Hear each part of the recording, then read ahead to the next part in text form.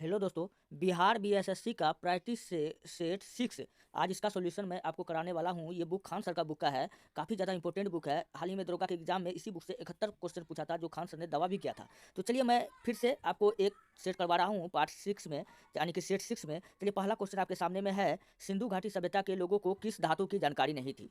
तो सबसे पहले जानिए कि सिंधु घाटी का जो सभ्यता था उसका नाम क्या था। कांस्ययुगीन सभ्यता। पूछेगा किस सभ्यता को कांस्ययुगीन सभ्यता कहते हैं, या मेलुहा सभ्यता, या मेलुहा सभ्यता, या सरस्वती नगरीय सभ्यता। इतना नाम से जानते थे हम सिंधु घाटी सभ्यता को।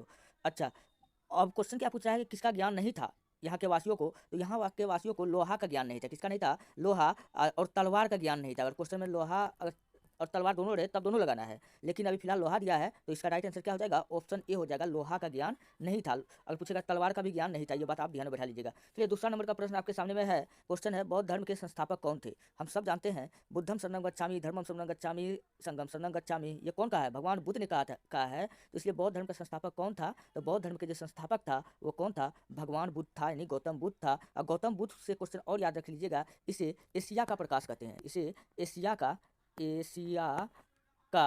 लाइट, यानी एशिया का लाइट, यानी एशिया का प्रकाश कहते हैं। तो आप ये भी बात याद रखिएगा। चलिए बढ़ते हैं नेक्स्ट प्रश्न की ओर। क्वेश्चन है, सोहन सिंह भाखना का संबंध किस संस्था से है? सोहन सिंह भाखना का जो संबंध है वो संस्था पूछ रहा है किस संस्था से है। वो है गदर पार्टी से। किससे है? गदर पार्टी से। पूछेगा कि गदर पार्टी का स्थापना कब हुआ था? तो ये हुआ था 1913 ईस्वी में। कब हुआ था? 1913 ईस्वी में। कहाँ हुआ था? अमेरिका के फ्रांसिस्को में। कहाँ हुआ था? अमेरिका के फ्रांसिस्को में। और इस गदर पार्टी का स्थापना में जो दो आदमी महत्वपूर्ण भूमिका निकाला था, एक का नाम क्या था? लाला हरदयाल, लाला हरदयाल। और दूसरा का नाम क्या था? सोहन सिंह भाखना। कौन था? सोहन सिंह भाखना। तो यहाँ पर लाला हरदयाल तो दिया नहीं है, तो राइट आंसर क्या हो जाएगा? सोहन सिंह भाखना। तो उम्मीद करते हैं कि आपको क्वेश्चन समझ में आ गया होगा, इसलिए इसका राइट आंसर क्या हो जाएगा? गदर पार्टी, यानी कि ऑप्शन सी। चलिए चौथा नंबर का प्रश्न आपके सामने में है, काकोरी डकैती षड्यंत्र कब हुआ था? काकोरी जो एक जगह है जो उत्तर प्रदेश के पास में पड़ता है, इस काकोरी जो था, इस काकोरी में एक ट्रेन जाता था जिसका नाम था 8 डाउन्स ट्रेन। क्या नाम था भैया? 8 डाउन्स ट्रेन। इस ट्रेन जो जाता था, इसमें अंग्रेज सरकार का काफ़ी हथियार होता था। तो उस हथियार को देश को आज़ाद कराने के लिए लूटने का प्लान बनाया राम प्रसाद बिस्मिल, उसके बाद में चंद्रशेखर आज़ाद, ये सब मिल करके लूटने का प्लान बनाया और लूटा। तो यही क्वेश्चन पूछ रहा है कि ये कब हुआ था। तो 8 दिसंबर है, क्या है? 8 दिसंबर ही होगा। 8 दिसंबर 1925 को। कब हुआ था? 8 दिसंबर 1925 को। चलिए, और इसमें जो है काकोरी षड्यंत्र के तहत पूछे किसको फांसी दिया गया था राम प्रसाद बिस्मिल को। किसको? राम प्रसाद बिस्मिल को फांसी दिया गया था। और राम प्रसाद बिस्मिल का अगर फेमस स्टेटमेंट पूछे या नारा पूछे तो बताना है, क्या बताना है? सरफरोशी की तमन्ना अब हमारे दिल में है, देखना है जोर कितना बाज हुए कातिल में है, अभी से हम क्या बताएं क्या हमारे दिल में है, वक्त आने पर बता देंगे हम है आसमां। पूछेगा कि यह कथन किसका है? तो राम प्रसाद बिस्मिल का है। चलिए बढ़ते हैं नेक्स्ट प्रश्न की ओर। अगला क्वेश्चन आपके सामने में है, किस ब्रिटिश जनरल ने पोर्टो नोवो में हैदर अली को हराया था? भैया हैदर अली एकमात्र राजा था जिन्होंने अंग्रेजों को बहुत परेशान किया था, कई बार अंग्रेजों को हरा चुका था। लेकिन पोर्टो नोवो का एक फाइनली युद्ध होता है, इस युद्ध में हैदर अली हार जाता है। कौन हार जाता है? हैदर अली हार गया। हैदर अली हार गया। तो यही क्वेश्चन पूछ रहा है कि किस युद्ध में हारा था। तो पोर्टो नोवो के युद्ध में हैदर अली को हराया था। पूछा कि उस समय जो अंग्रेज की तरफ से जो कौन था, वो था सर आयरकूट। कौन था? सर आयरकूट था। इसका ऑप्शन बी बिल्कुल राइट होगा। चलिए बढ़ते हैं नेक्स्ट प्रश्न की ओर। होम रूल लीग आंदोलन किसने प्रारंभ किया था? तो होम रूल लीग आंदोलन जो था वो दो आदमी ने मिलकर प्रारंभ किया था। होम रूल लीग आंदोलन, देखो भैया, अगर भारत में पूछे यानी महाराष्ट्र में पूछे कि होम रूल लीग का स्थापना किसने किया था, तो आपका बताना है BGT बाल गंगाधर तिलक। वही अगर पूछे मद्रास में पूछेगा कि मद्रास में होम रूल लीग का स्थापना किसने किया था, तो आपको बताना है एनी बसेंट। क्या बताना है? Any Besant. एनी बसेंट का पत्रिका का नाम याद रखिएगा, कॉमनवेल्थ। हाँ, ये भी आप याद रखिएगा। चलिए नेक्स्ट प्रश्न की ओर हम लोग बढ़ते हैं। अगला प्रश्न आपके सामने में है, निम्न में से कौन सा चित्र लियोनार्डो दा विंची के द्वारा नहीं बनाया गया है? तो इसके द्वारा कौन सा चित्र नहीं गया है बनाया? तो इसके द्वारा जो चित्र नहीं गया बनाया, लास्ट जजमेंट का जो चित्र है, इसको इसने नहीं बनाया, इसलिए इसका राइट आंसर क्या हो जाएगा? ऑप्शन डी होगा। बाकी Last Supper, Virgin of Rocks, Mona Lisa, ये सबको क्या कहता है, इन सब का चित्र किसने बनाया था? Leonardo da Vinci. चलिए नेक्स्ट प्रश्न की ओर बढ़ते हैं। अगला प्रश्न नंबर का आपका है। क्वेश्चन है, कांग्रेस में पेरिस कम्यून की स्थापना कब हुआ था? तो कांग्रेस में पूछा है कि पेरिस कम्यून की स्थापना कब किया गया था। तो वो किया गया था कब किया गया था? वो किया गया था 1800 थोड़ा इसमें डॉट लग रहा है, 1871 या 75 होगा, 1871 या 75। चलिए इसमें थोड़ा डाउट लग रहा है। चलिए 10वां नंबर का प्रश्न आपके सामने में है, लोकतंत्र को सफल बनाने के लिए क्या करना चाहिए। लोकतंत्र में आपको पता है लोकतंत्र क्या है, जनता के लिए शासन है। जनता के लिए, जनता के द्वारा चलाए गए शासन को हम लोग लोकतंत्र कहते हैं। यह परिभाषा अमेरिका के राष्ट्रपति अब्राहम लिंकन ने दिया था। तो लोकतंत्र में सबको अपना हक होता है। क्वेश्चन पूछा है लोकतंत्र को सफल बनाने के लिए क्या करना चाहिए। पहला है बेरोजगारों को रोजगार देना चाहिए। हाँ भैया, बेरोजगारी दूर करेंगे तभी तो देश शिक्षित होगा, आगे बढ़ेगा। फिर दूसरा नंबर में है सिर्फ शिक्षित लोगों को मतदान का अधिकार, सुदृढ़ पंचायती राज। तो इसका जो राइट चौथा है, नागरिकों को ईमानदार और उत्तरदायी होना चाहिए। तो इसका राइट आंसर हो जाएगा, क्या हो जाएगा, ऑप्शन, इसका राइट आंसर हो जाएगा ऑप्शन 2, इसका हो जाएगा 2। चलिए तीसरा नंबर का प्रश्न आपके सामने में है, यानी कि ये वाला ऑप्शन हो जाएगा बी, 1 3 4, 1 3 4। चलिए नेक्स्ट प्रश्न आपके सामने 11 नंबर का, संविधान के लागू होने के समय निम्न आदर्शों आइडियल्स में से किस प्रस्तावना में सम्मिलित नहीं किया गया था। तो प्रस्तावना में 3 शब्द को शामिल किया गया था। कौन कौन किया था, समाजवादी शब्द पहले नहीं किया गया था समाजवादी शब्द को, तो इसलिए इसका राइट आंसर क्या हो जाएगा, ऑप्शन सी हो जाएगा, समाजवादी। चलिए प्रस्तावना का बात करें तो प्रस्तावना को हम लोग कहते हैं लघु संविधान। क्या कहते हैं, लघु संविधान कहते हैं। चलिए 12वां नंबर के प्रश्न की ओर बढ़ते हैं। क्वेश्चन है, भारतीय संविधान का कौन सा भाग राज्य के नीति निर्देशक सिद्धांत को बताता है। भारतीय संविधान का कौन सा भाग, देखिए भैया पहला जो भाग होता है वो भारतीय संविधान का आर्टिकल 1 कहता है भारत राज्यों का संघ होगा।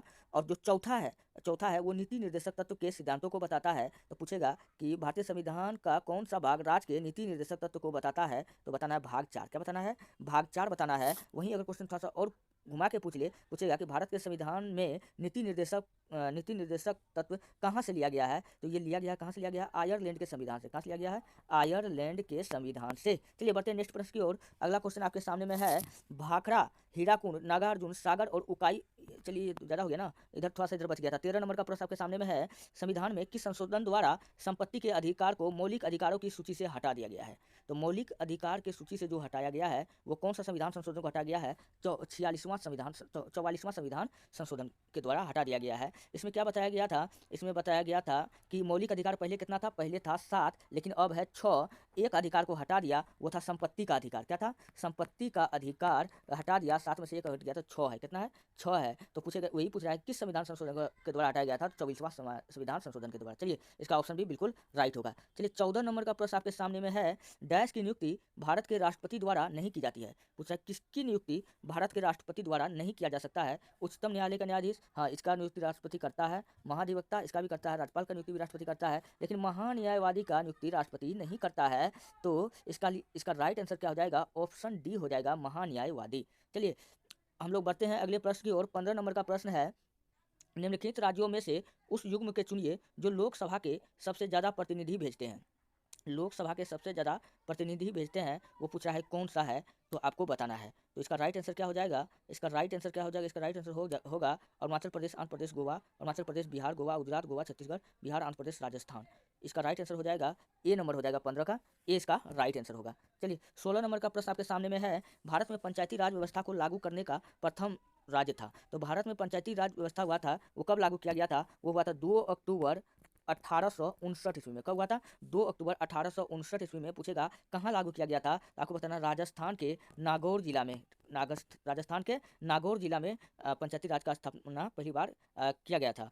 और उसमें पूछेगा प्रधानमंत्री कौन था, तो JL नेहरू, जवाहरलाल नेहरू। अब क्वेश्चन क्या पूछता है, ये बात ध्यान दीजिए। क्वेश्चन कहता है भारत में पंचायती राज व्यवस्था को लागू करने वाला प्रथम राज्य कौन सा था। मैंने अभी जस्ट बताया है, भारत में सर्वप्रथम जो है पंचायती राज कहा लगा था नागौर में, और नागौर कहाँ पड़ता है, राजस्थान में। इसलिए इसका राइट आंसर क्या हो जाएगा, ऑप्शन बी हो जाएगा। चलिए बढ़ते हैं 17 नंबर का प्रश्न की ओर। क्वेश्चन कहता है कि किस वर्ष में हिंदी भारत संघ की राजभाषा के रूप में प्रभाव में आई। तो हिंदी जो है राजभाषा के रूप में कब प्रभाव में आया, यह आया 1949 ईस्वी में। कब आया, 1949 ईस्वी में आया। इसका राइट आंसर आप याद रख लीजिएगा। चलिए बढ़ते हैं 18 नंबर के प्रश्न में। क्वेश्चन है, हमारे राष्ट्रीय ध्वज के चक्र में कितनी तिलियाँ होती है। तो हमारे राष्ट्रीय जो झंडा है इसमें जो है टोटल 24 तिलियाँ होती है। कितनी होती है, 24 तिलियाँ होती है। इसका राइट आंसर ऑप्शन बी हो जाएगा। ये 24 तिलियाँ हमें स्वतंत्रता समानता का बोध कराती है। तो आप ये भी बात याद रख सकते हैं। और क्या याद रखिएगा, हमारा राष्ट्रीय ध्वज के चक्र में कितनी तिलियाँ है, हाँ ये क्वेश्चन तो मैंने आपको बता ही दिया है। चलिए 19 नंबर का प्रश्न अब आपके सामने में है, पृथ्वी का प्राकृतिक उपग्रह कौन है। पृथ्वी का प्राकृतिक उपग्रह पूछे कौन है, तो पृथ्वी का जो प्राकृतिक उपग्रह है वो कौन है, चंद्रमा है। कौन है, चंद्रमा। और पूछेगा चंद्रमा का अध्ययन क्या कहलाता है, आपको बताना है एस्टेनोलॉजी। क्या बताना है, एस्टेनोलॉजी। और पूछेगा कि चंद्रमा पर सर्वाधिक कौन सा धातु पाया जाता है, तो आपको बताना है टाइटेनियम। क्या पाया जाता है, टाइटेनियम। कई बार एग्जाम में आया हुआ है, इसलिए मैं बार बार आपको बता रहा हूँ ताकि आपका दिमाग में रहे। चलिए नेक्स्ट प्रश्न की ओर हम बढ़ते हैं। 20वां नंबर का प्रश्न है, भूमध्य रेखा के समांतर काल्पनिक रेखा एक क्या कहलाती है। अच्छा चलिए, भूमध्य रेखा के समांतर जो रेखा गुजरती है वो कहता है कि क्या कहलाती है, तो भूमध्य रेखा को हम के समांतर रेखा को हम लोग कहते हैं समताप रेखा। क्या कहते हैं, समताप रेखा। और भूमध्य रेखा का अन्य और भी नाम है, पूछेगा 0 डिग्री लाइन। 0 डिग्री लाइन किस रेखा को कहते हैं, भूमध्य रेखा को करते हैं। अगर वहीं पूछे 0 डिग्री लाइन विषुवत रेखा, पूछेगा विषुवत रेखा किस रेखा का नाम है, अ, तो विषुवत रेखा कौन रेखा का नाम है, तो वो भी है भूमध्य रेखा का नाम है। चलिए हम लोग आगे की ओर बढ़ते हैं। नेक्स्ट प्रश्न 21 नंबर का आपके सामने में है, निम्नलिखित में से कौन सी ग्रीन हाउस गैस नहीं है, तो ग्रीन हाउस गैस नहीं है वो तो कौन नहीं है, carbon dioxide, sulphur hydroxide, methane, nitrogen. भैया देखिए नाइट्रोजन जो है वो ग्रीन हाउस गैस नहीं है। अब अगर क्वेश्चन पूछे ग्रीन हाउस कौन कौन है, तो यानी मीथेन भी ग्रीन हाउस गैस है, कार्बन हाइड्रोक्साइड भी ग्रीन हाउस गैस है, सल्फर हाइड्रोक्साइड गैस है, लेकिन नाइट्रोजन नहीं है ना, नाइट्रोजन नहीं है। तो इसलिए इसका राइट आंसर क्या हो जाएगा, ऑप्शन डी हो जाएगा, क्योंकि पूछ रहा है क्वेश्चन क्या पूछा, कौन ग्रीन हाउस नहीं है, तो नाइट्रोजन नहीं है, तो इसका ऑप्शन डी बिल्कुल राइट होगा। चलिए बढ़ते हैं नेक्स्ट प्रश्न की ओर। 22 नंबर का प्रश्न आपके सामने में है, पृथ्वी के कुल सतह क्षेत्र का लगभग कितने प्रतिशत भाग जलमंडल में शामिल है, तो पृथ्वी का जो है 71% भाग जो है उसमें क्या है, पानी है। क्या है, पानी है। शेष जो 29% भाग है उसमें क्या है, स्थल है। क्या है, स्थल है। तो यहाँ पर देखिए भैया 71 तो हमको दिख नहीं रहा है, लेकिन 71 के आसपास हमको क्या दिख रहा है, 70 दिख रहा है, 70 दिख रहा है। तो इसका राइट आंसर क्या हो जाएगा, 70% बिल्कुल राइट होगा। चलिए 23वां नंबर का प्रश्न आपके सामने में है, सिक्किम से गुजरने वाला अक्षांश किस राज्य से भी गुजरती है। सिक्किम से जो गुजरता है अक्षांश रेखा, वो पूछ रहा है कि और किस राज्य से गुजरती है, तो वो गुजरती है राजस्थान से। कहाँ से गुजरती है, राजस्थान से गुजरती है। और राजस्थान को हम लोग कहते हैं, राजस्थान का हृदय अजमेर को कहते हैं। आप ये भी बात याद रखिएगा। चलिए 24 नंबर का प्रश्न आपके सामने में है, नाथुला दर्रा।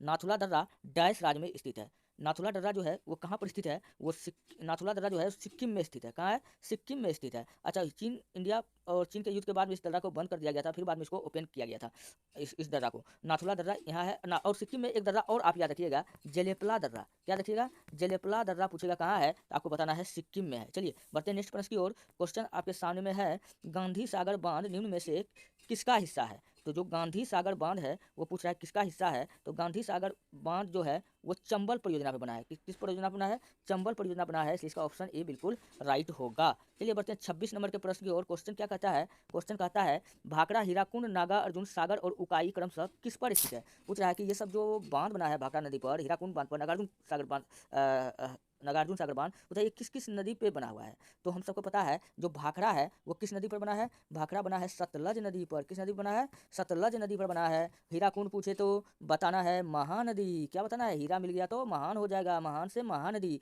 नागार्जुन, अर्जुन का दोस्त कौन, कृष्ण। तो पूछेगा नागार्जुन सागर बांध किस किस नदी में के पास बनाया गया है, तो कृष्णा नदी के पास में। किस नदी के पास बनाया गया, कृष्णा नदी के पास में। चलिए फिलहाल 3 तो खोजिए कि सतलज, ये क्या लिखे थे, महानदी, और कौन है, कृष्णा। सतलज, महानदी, कृष्णा कहाँ ऑप्शन में दिख रहा है, सतलज, महानदी, कृष्णा और ताप्ती। हाँ यहाँ पे कृष्णा तो दिख ही नहीं रहा है, तो ऑप्शन ए बिल्कुल गलत हो जाएगा, ऑप्शन ए गलत हो जाएगा। यहाँ महानदी है, कृष्णा है, लेकिन सतलज नहीं दिख रहा, ऑप्शन बी बिल्कुल गलत हो जाएगा। ऑप्शन सी में सतलज, महानदी, कृष्णा और ताप्ती भी है, हाँ ये सही हो जाएगा, ऑप्शन सी इसका बिल्कुल राइट होगा। चलिए बढ़ते हैं नेक्स्ट प्रश्न की ओर। क्वेश्चन है, भारतीय अर्थव्यवस्था में परिवहन का मुख्य साधन है। भारतीय अर्थव्यवस्था में जो परिवहन का जो मुख्य साधन है वो है रोडवेज। क्या है, रोडवेज। ये भी बात आप याद रखिएगा। चलिए अगर पूछेगा कि सबसे सस्ता परिवहन पूछेगा क्या है, तो आपको बताना है जलमार्ग। क्या है, जलमार्ग। जलमार्ग सबसे सस्ता परिवहन होता है। चलिए अगला क्वेश्चन हम लोग करते हैं 28 नंबर का। भारत की केंद्र सरकार ने 2018 को डैश डैश का राष्ट्रीय वर्ष घोषित करने का निर्णय लिया था। तो पूछ रहा है तो किसके लिए उन्होंने राष्ट्रीय वर्ष घोषित करने का निर्णय लिया था, तो इसका राइट आंसर हो जाएगा ऑप्शन डी। क्या हो जाएगा, मोटे अनाजों के लिए। क्या हो जाएगा, मोटे अनाजों के लिए। तो आप ये भी बात याद रखिएगा। अच्छा वही क्वेश्चन पूछे, आलू आलू बोले या प्रिंटिंग प्रेस बोले भारत में कौन लाया था, तो आपको बताना है पुर्तगाली। क्या बताना है, पुर्तगाली। चलिए 29 नंबर का प्रश्न आपके सामने में है। क्वेश्चन है, हरित क्रांति के जनक यानी हरित क्रांति के पिता कौन है।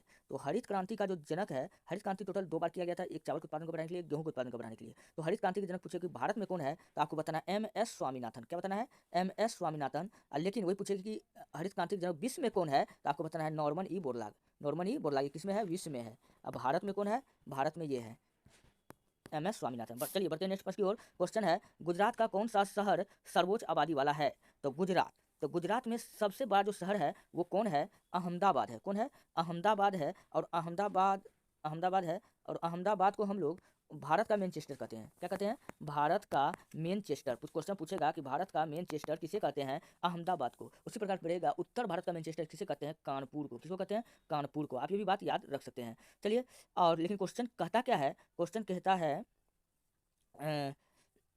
क्वेश्चन किधर गया? क्वेश्चन कहता है किसका जो आबादी है सबसे अधिक है? तो सबसे अधिक किसका है? अहमदाबाद का है। और अहमदाबाद में एक स्टेडियम है, पहले था मोटेरा स्टेडियम। क्या था? मोटेरा। अहमदाबाद के मोटेरा में एक मोटेरा स्टेडियम था जो किसके नाम पर था? पटेल, सरदार पटेल के नाम पर था, SP के नाम पर था, सरदार पटेल के नाम पर था। लेकिन अब इसका नाम को बदल कर करके इस स्टेडियम का अब कर दिया गया है नरेंद्र मोदी स्टेडियम। आप ये बात याद रखिएगा। चलिए बढ़ते हैं नेक्स्ट प्रश्न की ओर। अगला प्रश्न आपके सामने में है 31 नंबर का। यदि सरकार कीमत सीलिंग निर्धारित करती है जो सामान्य कीमत से अधिक है तो क्या होगा? तो क्या होगा ये आपको बताना है। तो इसका हो जाएगा ऑप्शन डी बिल्कुल इसका राइट होगा, वस्तु की राशनिंग करनी होगी। चलिए 32 नंबर का प्रश्न है, अल्प अधिकार में होते हैं। अल्प अधिकार में क्या होते हैं? तो अल्प अधिकार में होगा दो विक्रेता। क्या होगा? दो विक्रेता।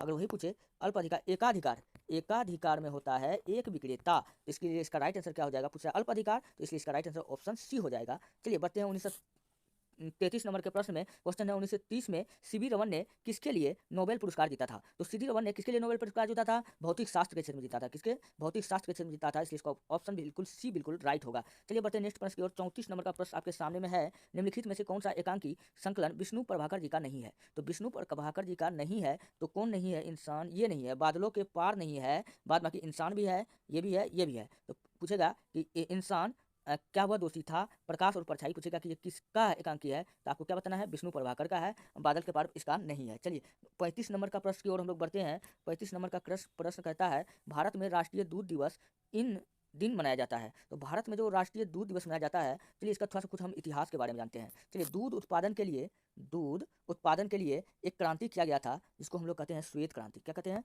श्वेत क्रांति। और श्वेत क्रांति का जनक पूछे कौन था? बताना, वर्गीज कुरियन। कौन था? वर्गीज कुरियन। आप नाम याद रख लीजिएगा। चलिए क्वेश्चन फिर से पढ़ते हैं। क्या था? निम्नलिखित में कौन सा ये हो गया? भारत में राष्ट्रीय दूध विकास इस दिन मनाया जाता है, वर्गीज कुरियन। और इनका जन्म जो हुआ था 26 नवंबर में हुआ था, इसलिए इसका राइट आंसर क्या आ जाएगा? ऑप्शन बी हो जाएगा। अपने जन्मदिन के अवसर पर इन्होंने दूध के पास्चुराइजेशन का सिद्धांत भी दिया था, इसलिए इसका ऑप्शन बी बिल्कुल राइट होगा, 26 नवंबर। चलिए चूंकि हर एक साल इसका 26 नवंबर में इसका जन्मदिन को सेलिब्रेट किया जाता है उसी रूप में। चलिए 36 नंबर का प्रश्न है, उड़ीसा के प्रारंभ एक प्राचीन लोक नृत्य है। उड़ीसा का जो लोक नृत्य है वो पूछ रहा है कि वो कौन सा है प्राचीन? वो है घुमरा। कौन है? घुमरा। उड़ीसा का कौन है? उड़ीसा का है घुमरा। कहाँ गया घुमरा? हाँ। उसी प्रकार पूछे अरुणाचल प्रदेश का कौन सा नृत्य है? अरुणाचल प्रदेश का मुखौटा। अगर पूछे आंध्र प्रदेश का कौन सा है? आंध्र प्रदेश का नृत्य कौन सा है? आप ये कमेंट बताइए, तब तक मैं आपको और भी बताता हूँ आंध्र प्रदेश का। और उसके बाद में कहाँ का? गुजरात का पूछे कौन सा है? तो गरबा। गुजरात का गरबा। चलिए आप इतना ही याद रखिएगा। बढ़ते हैं नेक्स्ट प्रश्न की ओर। अगला प्रश्न आपके सामने है 37 नंबर का, फूलों के संवर्धन के विज्ञान को क्या कहते हैं? तो फूलों के जो संवर्धन के विज्ञान को हम लोग कहते हैं फ्लोरिकल्चर। क्या कहते हैं? फ्लोरिकल्चर। पामोलॉजी क्या होता है? पोमोलॉजी होता है फ्लोरोलॉजी, पोमोलॉजी फल उत्पादन। क्या होता है? फल उत्पादन को हम लोग पामोलॉजी कहते हैं। ठीक है। चलिए बढ़ते हैं नेक्स्ट प्रश्न की ओर। अगला क्वेश्चन है 38 नंबर का, कोशिकीय पूर्ण सशक्तता की अवधारणा प्रस्तुत करने वाले वैज्ञानिक थे। कौन था? आपको ये बात बताना है वो कौन था?